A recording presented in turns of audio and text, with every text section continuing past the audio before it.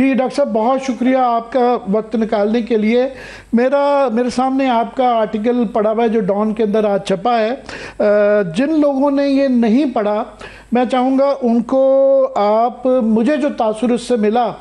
کہ آپ دیکھ رہی ہیں کہ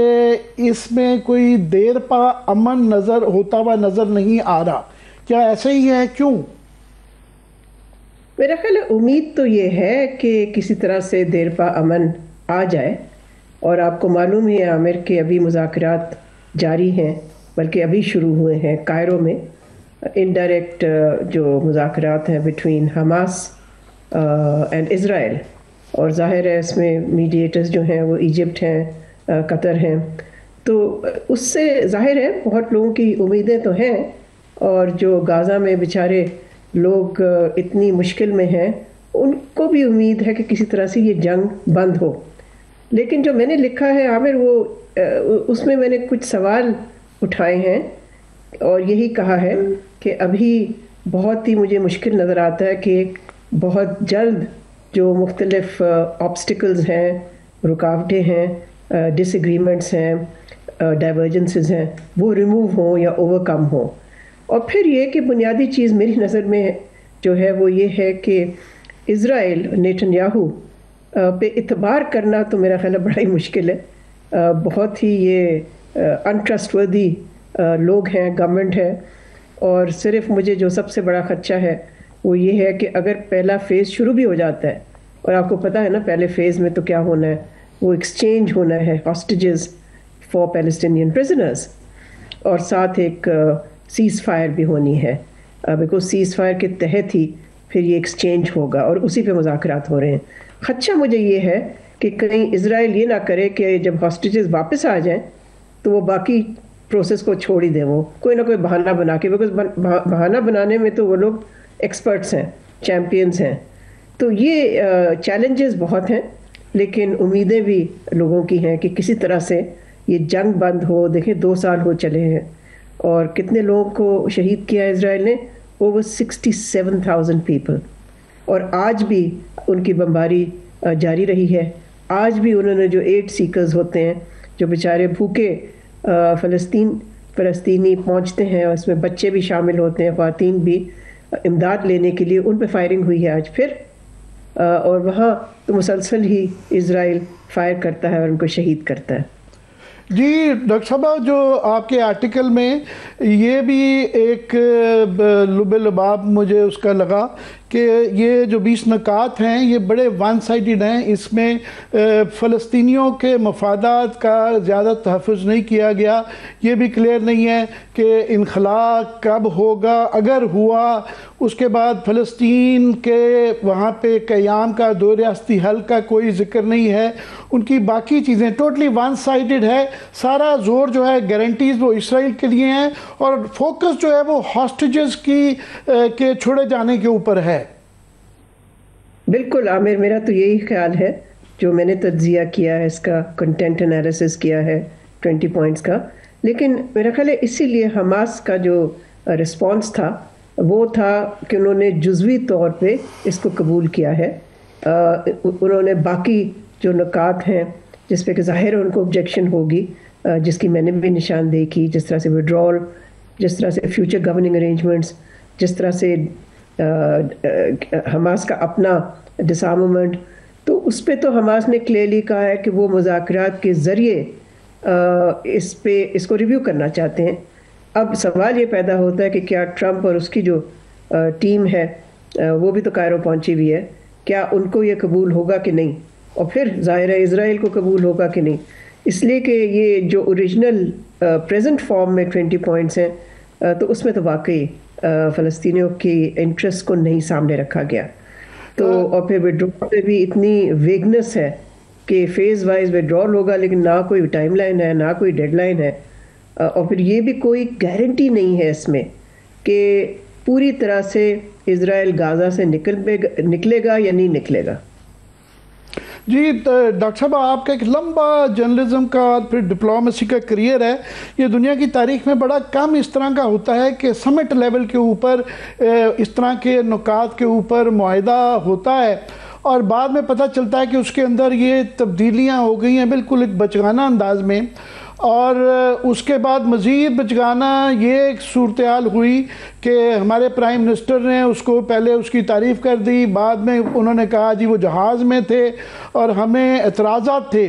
اب دوبارہ اسلامی ممالک نے سراہا ہے کہ یہ بڑی اچھی چیز ہے اور یہ بڑا ضروری ہے۔ یہ کلیئرٹی نہیں ہے کہ وہ جو اعتراضات قطر کی طرف سے اور پاکستان کی طرف سے آئے، اب وہ اعتراضات ہیں یا نہیں ہیں، اس کا کیا اثرات پڑے گا حماس کے اوپر یا اس گفت و شنید کے اوپر؟ دیکھیں عامر، یہ آپ نے درست فرمایا کہ ہمارے وزیر اعظم نے جلد بازی کی اور پڑھے بغیر ہی اس کا خیر مقدم کیا، تو یہ تو سیریس بات نہیں ہے، اس طرح سے تو میرا خیال نہیں کرنا چاہیے تھا۔ لیکن چلے، اس کے بعد کم از کم اسحاق نے وضاحت کر دی، پارلیمنٹ کے فلور پہ ہی کی، سو ہی ٹک اٹ سیریسلی۔ اور پھر آپ کو معلوم ہے کہ قطر کے جو وزیر اعظم ہیں انہوں نے بھی یہی کہا ایک الجزیرہ کے ساتھ انٹرویو میں کہ یہ وہ والا جو ڈاکیومنٹ جو اناؤنس کیا صدر ٹرمپ نے وہ نہیں ہے جو کہ ان 8 ملکوں کے ساتھ جو صدر ٹرمپ کی میٹنگ ہوئی تھی نیو یارک میں، وہاں پر جس پہ کہ آمادگی ان اسلامی عرب ملکوں کی ہوئی۔ سو یہ دونوں چیزیں مختلف ہیں، لیکن آپ کا یہ سوال پوچھنا کہ آیا اب موقف کیا ہے یہ 8 ملکوں کا جس میں پاکستان شامل ہے، تو میں سمجھتی ہوں اس وقت انہوں نے بات حماس کے نیگوشیٹرز پہ چھوڑ دی ہے، بیکاز اب تو ظاہر ہے جو نیگوشیٹنگ پارٹی ہے وہ یہ 8 ملک نہیں ہیں۔ یہ رول ضرور پلے کر سکتے ہیں، انفلوئنس کرنے کی کوشش کریں گے، بلکہ انہوں نے کافی 2-3 ملک جو ہے مثال کے طور پہ قطر، ایجپٹ اور ٹرکی، انہوں نے تو کوشش یہی کی تھی کہ جی حماس کا جو انیشل ریاکشن تھا وہ مثبت رہے، پازیٹیو رہے، لیکن جو امینڈمنٹس ہیں وہ آپ صحیح کہہ رہے ہیں، اس کی نشاندہی پبلکلی تو کم از کم نہ پاکستان نے کی نہ قطر نے کی، اور اس کی وجہ یہی ہو سکتی ہے کہ اب سنس مذاکرات شروع ہو گئے ہیں، ہونے والے ہیں اور ابھی میرا خیال ہے طویل عرصے کے لیے چلیں گے، تو یہ تو پھر اب نیگوسیشنز میں ہی پتہ چلے گا کہ کس حد تک حماس کی جو بات ہے کہ جی کون سے پوائنٹس ہیں جو ان کو منظور نہیں ہیں، کیا وہ تبدیل ہو سکتے ہیں اور یا موڈیفائی ہو سکتے ہیں، تو یہ تو اب نیگوسیشنز کے آؤٹ کم سے ہی پتہ چلے گا۔ جی ڈاکٹر صاحبہ، جو اس وقت حماس کے لوگ وہاں پہ نیگوسیشنز کر رہے ہیں، اس چیز کا ظاہر ہے کہ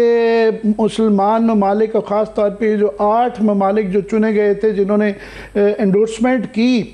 ان کے سپورٹ کا بہرحال ان کی لیوریج کے اوپر، ٹیبل کے اوپر اثر تو پڑتا ہے۔ تو آپ کو کیا لگتا ہے کہ یہ مسلمان ممالک یہ بیلنسنگ ایکٹ کر رہے ہیں، یا یہ میں کروڈلی پوچھ لیتا ہوں، وہ اسرائیل امریکہ کی سائیڈ پہ نظر آتے ہیں یا حماس کی سائیڈ پہ؟ نہیں، میرا خیال ہے کہ جیسے میں نے کہا کہ مین پارٹی تو حماس ہے نا، مین پارٹی تو یہ 8 ملک نہیں ہے نا، اور ظاہر ہے حماس کی ایک اپنی پوزیشن ہے، لانگ سٹینڈنگ ان کے ڈیمانڈز رہے ہیں اور ان کی اصولی پوزیشن بھی ہے بہت سارے نقطوں پہ جو کہ ٹرمپ کے پلان میں شامل ہے، جو میں سمجھتی ہوں کہ ان کو قبول نہیں تھے اور ہیں۔ سو جہاں تک ان 8 ملکوں کا لیوریج ہے، وہ لیوریج تو میں نے کوئی خاص نہیں دیکھا، انہوں نے تو کوئی انیشیٹو نہیں لیا تھا، یہ تو ٹرمپ نے ان کو بلایا تھا،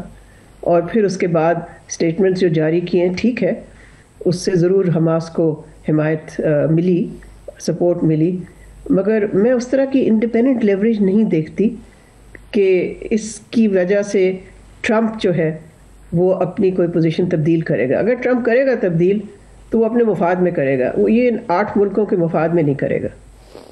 ڈاکٹر صاحبہ، آپ نے ابھی کہا کہ یہ گفت و شنید جو ہے، مذاکرات، یہ ایک طویل پروسیس لگتا ہے، پر سب سے اہم وہاں پہ سیز فائر ہے کہ جنگ بندی ہونی چاہیے۔ تو اگر یہ وہ جو راغب لگتے ہیں حماس والے یرغمالی واپس دینے پہ، تو اس کے بعد آپ امید کر رہی ہیں کہ یہ کم از کم جنگ بندی ہو جائے گی؟ دیکھیں، یہ تو پہلا فیز جس کی نیگوسیشن اس وقت چل رہی ہے، وہ تو اس پہ ڈیپینڈ کرتا ہے کہ اس کی سیکوینسنگ کیا ہوگی، لیکن مجھے یہ نہیں نظر آتا کہ حماس سیز فائر کے بغیر ہاسٹیجز کو ہینڈ اوور کر دے گا۔ اور یہ بھی یاد رکھیں کہ صرف ہاسٹیجز کی بات نہیں ہے، اس کے بدلے میں فلسطینی قیدی جو ہیں وہ بھی واپس کیے جائیں گے حماس کو.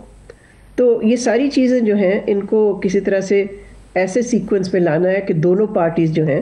پھر وہ آمادہ ہو جائیں، اور کم از کم یہ پہلا فیز جو ہے جس میں ظاہر ہے سیز فائر کے بغیر تو کوئی آگے بات چل ہی نہیں سکتی،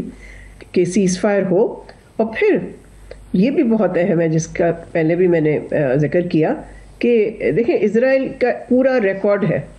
وہ ایگریمنٹس کرتا ہے پھر توڑتا ہے، سیز فائر کرتا ہے اس کو وائلیٹ کرتا ہے اور اس کو بریک ڈاؤن کر دیتا ہے. تو اب دیکھنا یہ کہ اگر سیز فائر اناؤنس ہو بھی جاتا ہے تو کیا اسرائیل اس پہ قائم رہے گا یا نہیں.